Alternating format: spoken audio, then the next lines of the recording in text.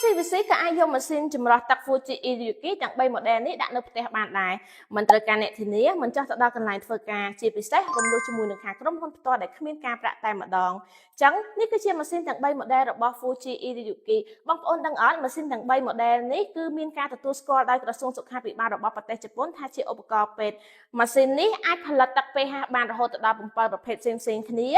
មានម៉ូលេគុលទូជាងទឹកធម្មតារហូតដល់ 3 ដងជួយដកអុកស៊ីតកម្មនៅក្នុងរាងកាយឬគេហៅថាដកជាតិពុលនៅក្នុងរាងកាយបានផងដែរជាទូទៅគឺគេតែងតែយកម៉ាស៊ីនទាំង 3 model នេះទៅទប់ស្កាត់ជំងឺដូចជា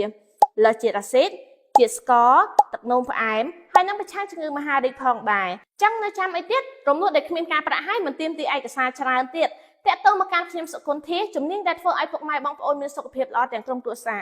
ម៉ាស៊ីនចម្រោះទឹកមួយនេះជាជម្រើសដ៏ល្អបំផុតសម្រាប់បងប្អូន